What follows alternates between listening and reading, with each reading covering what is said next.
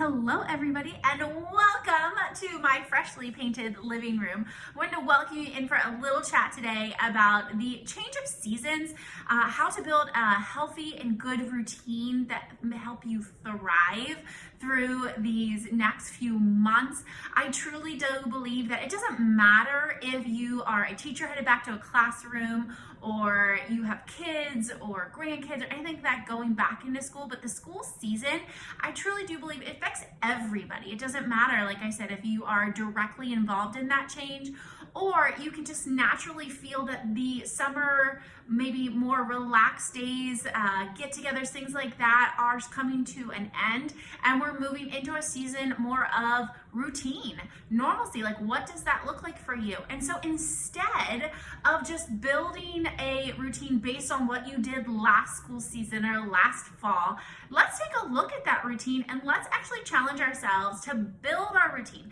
Let's take control of it now, because we know if we don't take control of it, people are going to fill up our schedules and make our routines for us. And so I'm going to encourage you to take a look at, self-care. I know that kind of seems to be like a buzzword, but it truly is important, however you want to look at it, to make sure that you are taking time and investing back into your own health. If there is anything that we have learned through a pandemic, it's that making sure that we're healthy is essential. And I'm not just talking about how you look in your clothes, not just your workouts, but we want to make sure your actual body is healthy, that you have good functional movement. We know that injuries can take us out really, really fast, especially as we age. And that can actually lead to a downward spiral. But what if we built a routine that helps us build up our health, our immunity, right, our strength, so that if we were to have a setback, we have some built-in kind of like safeguards to help us, that we're not going to go through the whole downward spiral, but we're in fact going to continue to build up a great foundation. And so that is what I want to chat with you about. So I want to talk about, yes, I'm going to talk about workouts. That is who I am, right? But I'm going to talk about meal prep. I'm going to talk about what your mornings or afternoons might look at. One of the things that I think, you just most commonly think of is like, well, if I'm going to do meal prep, it happens on a Sunday. It doesn't have to happen on a Sunday. In fact, for me, I do a lot of my meal prep the day before trash day, so I can get all of that out in the trash, right? And it's not sitting outside. So that works for me. I also don't prep for an entire week. I do what I call meat prep, so I get meat ready, and I have that because that seems to be the one that takes up the most time, and can be kind of just the one that gets kind of, what's the word I'm looking for, just stale and thinking about it. And so you can do all of that at one time and have it ready. But think about breaking it up in into a couple chunks. So for me, I'm going to plan Monday and Tuesday, right? Because if you're a faster away client, you live that lifestyle, that's a low carb day. But then we move into high carbs. Wednesday's a really important day for me to plan. So what if you plan out Monday through Wednesday, right? Wednesday's important for me because it's a mindset switch. So when I go into Wednesday, I am thinking like, oh my goodness, I can't think of anything with carbs, because the last 2 days, all I thought about was like low carb options.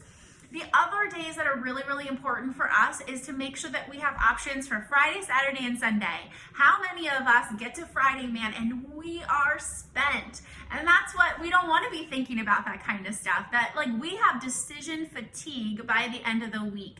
So for us, if we have a plan for Friday, if we have a plan for Saturday and Sunday, it goes into a nice, good rhythm, right, of the weekend, knowing that we've set ourselves up for success. I also want to talk about our morning routine. What does that look like? Are you someone who wakes up much earlier than other people? Maybe you have some quiet time, devotions, maybe you're reading your Bible, whatever that looks like, some prayer time, maybe it's just sipping some coffee out on the front porch, or what that looks like. But I also want to acknowledge the people who aren't the ones getting up early. Maybe you thrive getting up when you need to, and then you do kind of your self-care stuff later in the day. That's perfectly okay. I will be the first to admit I am not the first one up in my house, right? My husband is, and he is the one who can do a lot of things in the morning, but that's not who I am, and that's not how I thrive. So I'm not going to set up a routine that I don't like and I know is probably not best for where I am in the season of life.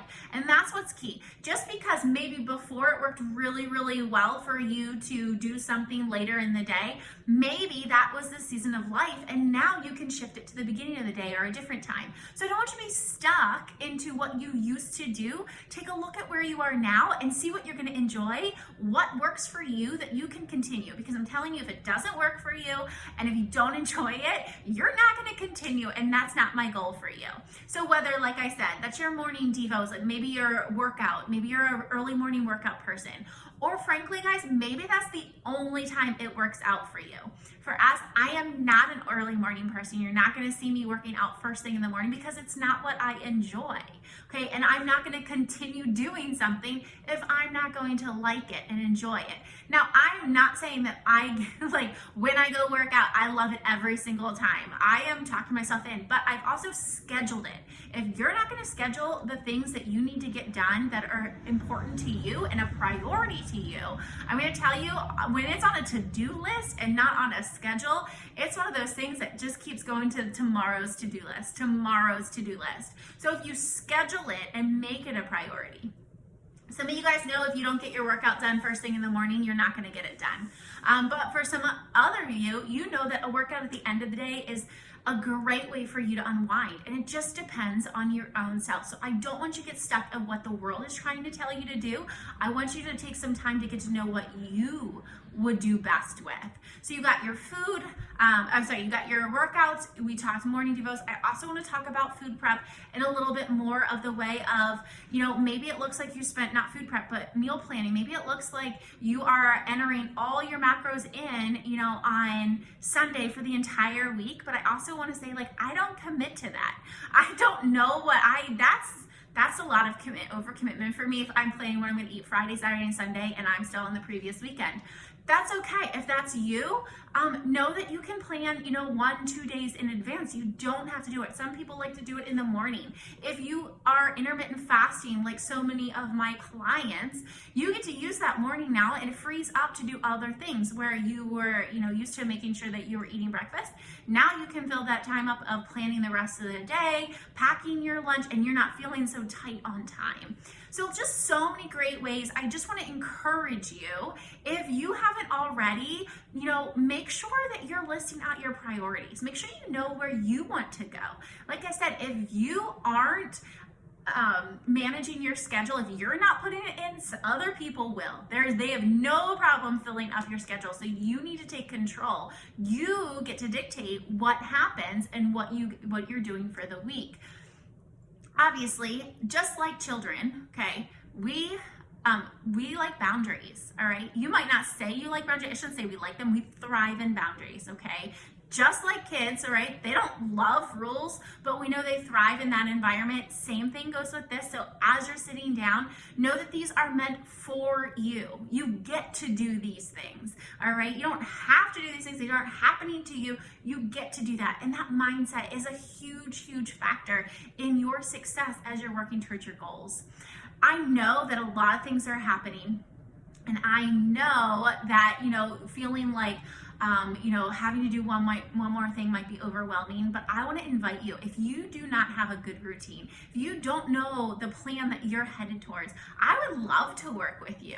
I have a round coming up on Monday, next Monday, on the 30th, and I would love to partner with you as we dive into what living the faster way is all about. What does true health look like? What does it feel like? How can you thrive in the life in the body that you have? So we are starting again, like I said, on the 30th. It is prep week. So if you're like, whoa, I have kids going to school then, I want you to know it is prep week, and I walk you through it. The other thing is if you just are curious about what does it look like to track macros. I talk a lot about macros. You're curious about what does that look like. We have a free training on Thursday for you to join us to learn more about it.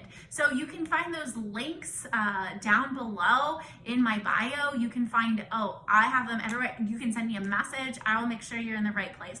But I would love to partner with you in these coming weeks, in these coming months and years, as you build a routine that is helping you get to where your goals are.